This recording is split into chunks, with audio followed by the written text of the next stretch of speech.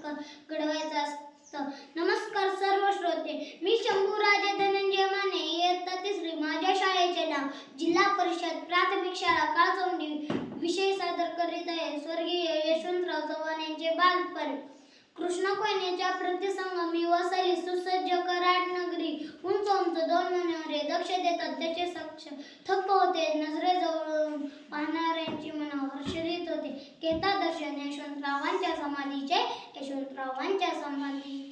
ठाई ठाई पाणवलेली सह्याद्रीची पाती. देवरत्नाची जन्मला विठाईच्या पुठाई.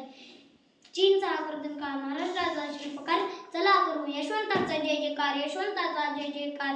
अरे कोण यशवंत आणि कशाचा जय जयकार, हे दुसरे तिसरे कोणी नसून देशाच्या राजकारणातील एक महान नेतृत्व लेखक, देशाच्या विकासासाठी झटणारे आधुनिक महाराष्ट्राचे शिल्पकार, महाराष्ट्राचे पहिले मुख्यमंत्री यशवंतराव चव्हाण.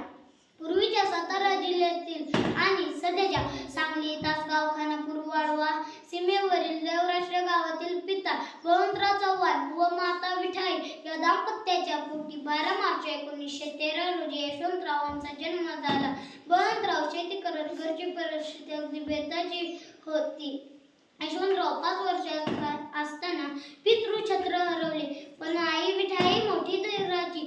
कंबर कसून तिने आपल्या पिल्लांना वाढवले, मोलमजुरी केली, डोक्यावरून ओझे वाहिले.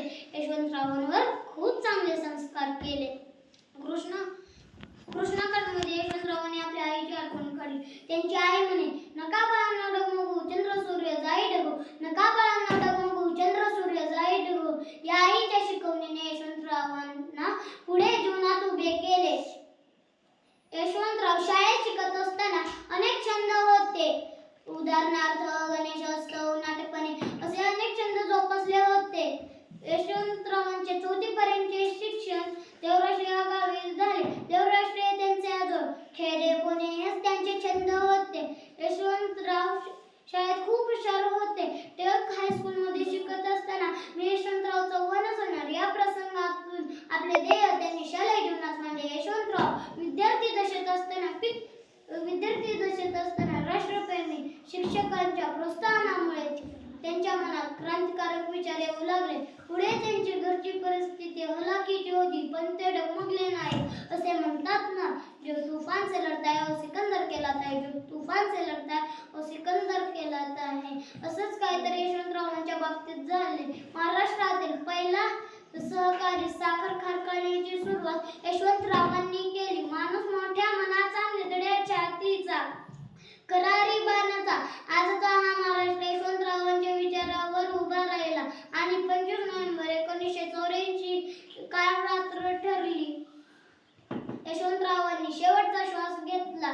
सांगायचा उद्देश एवढाच की ज्यावेळी यशवंतराव गेले त्यावेळी ते कोणत्याही पदावर नव्हते, परंतु संपूर्ण महाराष्ट्र ढसाढसा रडत होता.